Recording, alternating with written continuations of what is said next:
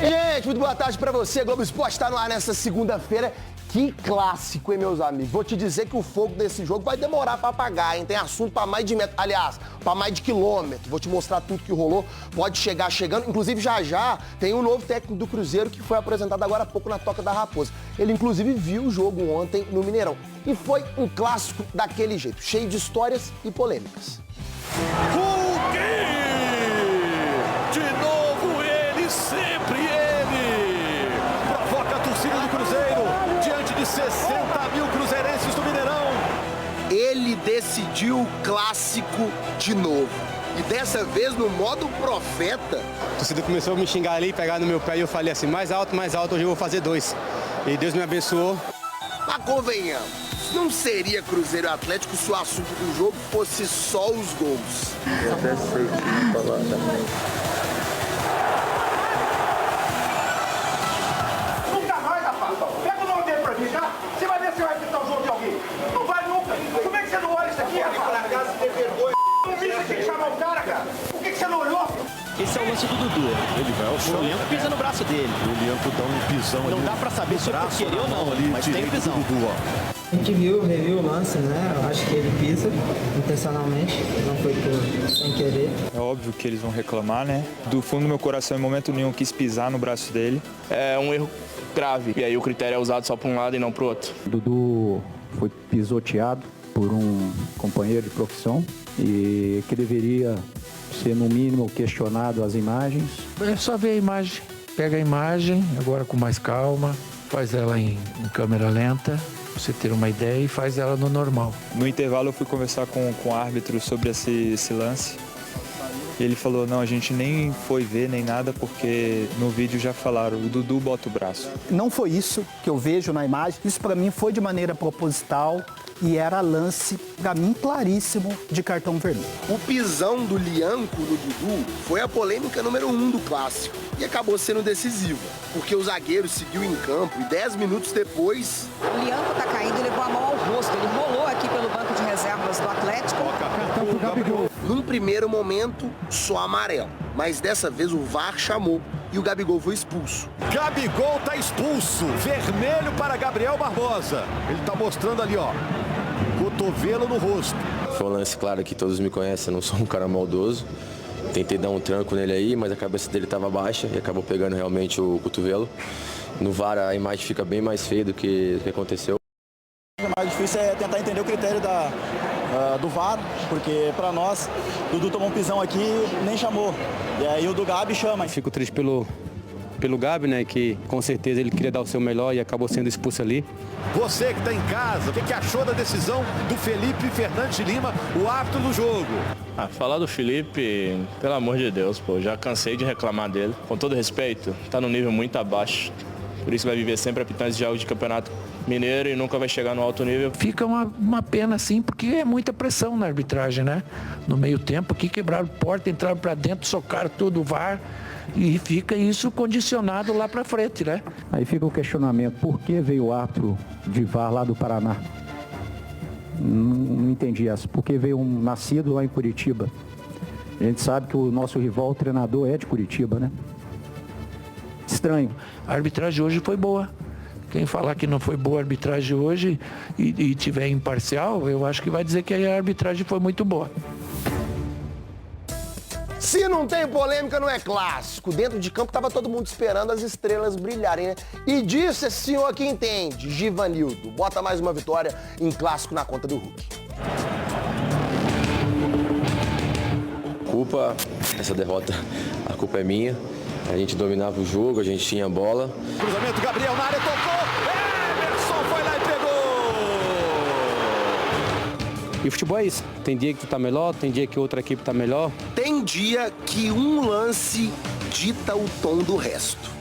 A expulsão, acho que fez com que o jogo viesse pro nosso lado, né? Rubens vai pegar de fora. Nós poderíamos tornar mais fácil o jogo, foi o que a gente tentou fazer. Com intensidade, jogando forte. Do lado do Cruzeiro, teve também quem se esforçou para entregar a intensidade. Pedalou, saiu da marcação, ainda o Dudu, vai pelo meio, vai bater dali de fora! Mas com um a menos, ficou difícil pro Dudu. Prende, 3 contra ele. até que recebe a falta. Saiu exausto no segundo tempo, quando a profecia de uma outra estrela tinha começado a se confirmar. Eu profetizei, Deus me abençoou. Eu falei que ia fazer 2 hoje. Hulk emendou de perna direita! Gol! O cara que vem sempre decidindo pro Galo! A torcida cruzeirense ficou na bronca com o Cássio. Ele recebeu vaias depois do lance do gol. Do lado do Galo, o clima já era outro. O Hulk só queria continuar no papel de profeta. A torcida começou a me xingar ali, pegar no meu pé e eu falei assim, mais alto, hoje eu vou fazer 2. Hulk! De novo ele, sempre ele! Provoca a torcida do Cruzeiro. Nono gol dele contra o Cruzeiro, que agora é sua vítima preferida. Clássico, a gente se concentra, a gente quer dar o nosso melhor, a gente foca mais para não errar. E não era só o Hulk que queria dar o melhor de si. O recém-chegado Coelho deu assistência e ainda buscou o dele. Cássio! Trabalha, o Cássio evita o que seria um gol praticamente certo do Coelho. Mas o dia do clássico ficou marcado, foi mesmo pelas grandes estrelas. Realmente, quando eu fui expulso, o jogo fica outro. Então, assumo a culpa. Essa derrota, a culpa é minha. E Deus abençoou minhas palavras e eu consegui fazer os 2 gols, que valeu os 3 pontos. Então, acho que precisávamos muito dessa vitória. Infelizmente, vencemos. Henrique Fernandes, segunda-feira no Globo Esporte, pra falar desse clássico, tá bom? Pra falar desse cara, né? É sempre bom falar do Hulk quando ele tem uma grande atuação. É artilheiro no Novo Mineirão, tá buscando o gol número 500 na carreira. Isso. Fez uma partidaça, né? Ele é sensacional, um cara que decide realmente, né? E, aliás, depois que esse time titular do Atlético estreou, só teve gol dele, né? Falhou o Cássio. Acho que era uma bola defensável, né? Você vê que é uma bola que ela é frontal, você tem um jogador bloqueando ali, ou tentando bloquear, mas não há um desvio claro, é uma trajetória que dava pro Cássio prever. Pro goleiro alto é um pouco difícil cair e chegar nessa bola, mas acho que poderia ter feito coisa melhor. Depois da partida, a gente pegou um celularzinho, mostrou pro Hulk e ele reagiu aos 2 gols que ele fez. Uma bola que a Arana tentou... Eu achei que a bola estava perdida no segundo pau ali, né? E o Nathanael chegou bem. E eu vi todo mundo correndo para cima do Cássio, fechar, eu dei um passo para trás para esperar o passe do Nathanael. Ele conseguiu me enxergar ali antes e conseguiu ajeitar ali, eu acertei de primeira, falei ali até com o Vitor, né, nosso diretor. Ele zoando comigo, achou que a direita era só para subir no ônibus, eu falei assim, com a direita, não, já que a responsabilidade não é nossa, a gente só precisa errar o chute e dar certo. Hulk com o pé direito! Mas fui feliz aí, tive um pouquinho de sorte, né? E abrir o placar assim, acho que deu uma leveza maior pra gente também. E segundo o gol, você vê o Rabelo, ele tira a bola, meio que com um passe, né, ali no espaço. Eu segurei a bola, consegui desacelerar e logo em seguida acelerar a jogada, né, dando aquele passe ali pro Coelho que deu um passe espetacular. Acho que mais do que o gol aí é o passe do Coelho, já no futuro. Ele leu muito bem a jogada e deu um grande passe. Além do grande passe, fez o grande jogo hoje também. Hulk faz 2-0 para o Atlético. O segundo gol dele no jogo. Hulk, você viu, elogiou o Coelho. Foi um outro destaque mesmo do Atlético na partida? Por 2 situações, né? Por ter sido bem participativo, ele fez uma função um pouquinho diferente, uma que ele sente mais à vontade, jogou de ponta. No jogo contra o Atlético, ele tinha sido atacante junto com o Hulk. E pelo sacrifício, né? Ele chegou a ser dúvida até momentos antes do jogo, problema no tornozelo.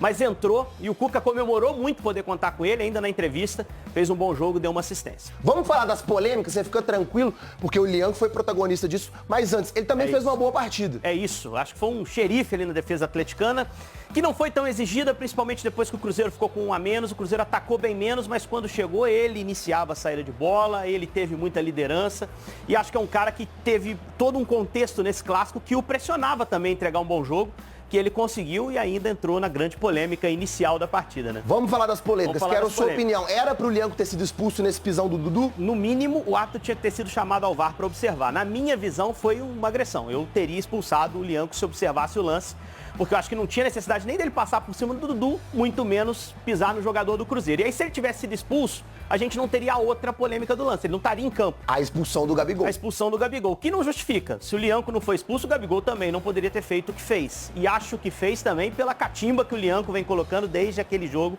lá em Orlando, nos Estados Unidos. Para mim, lance claro, de vermelho. Talvez o Gabigol não tivesse realmente a intenção de atingir o rosto, mas ele é imprudente e atinge o rosto efetivamente. cartão vermelho depois de auxílio do VAR. O árbitro inicialmente tinha dado amarelo.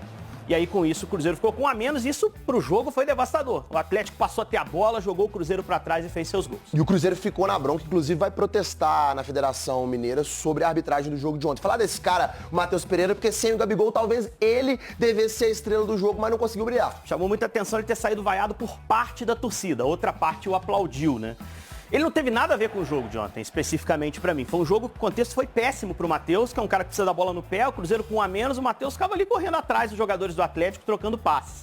Então achei ontem a vaia um pouco exagerada sobre ele. Claro que tem um histórico de alguns jogos que ele não foi muito bem, o torcedor espera mais dele, principalmente em jogos grandes. Ele não tem um grande clássico no currículo dele pelo Cruzeiro, mas acho que ontem a vaia foi pegar pesado. Claro que o torcedor tem direito de se manifestar, a vaia do jogo, mas o Matheus também tem direito de ficar um pouco chateado. E depois do jogo ele virou notícia.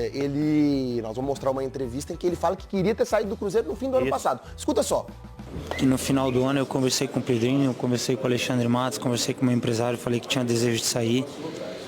A gente vai ter um filho agora e eu queria muito criar meu filho na Europa.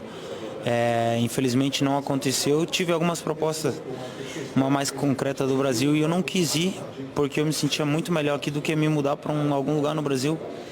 Então, assim, a minha intenção era de ir para a Europa, sim, sem dúvida, mas infelizmente não aconteceu. Mas eu nunca cuspi no prato onde eu tô, eu nunca disse que não amava estar aqui, nunca tinha falado que eu detesto estar aqui, ou que eu estava com ciúmes ou com inveja de quem estava chegando.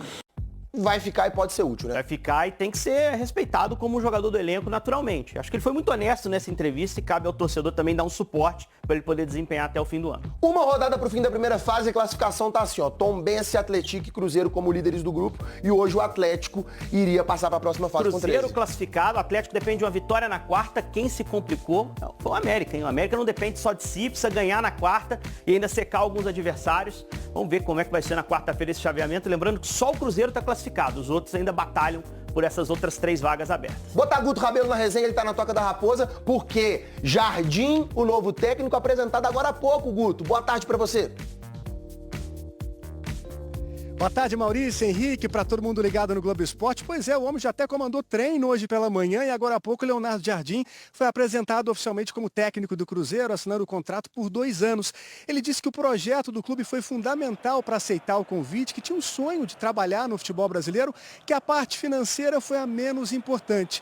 Ele disse que nos últimos dias vem assistindo vídeos para conhecer melhor o elenco do Cruzeiro, mas que só depois de alguns treinos, de mais contato com os atletas, é que ele vai poder fazer uma boa avaliação e então dizer para a diretoria se quer ou não reforços para a sequência da temporada.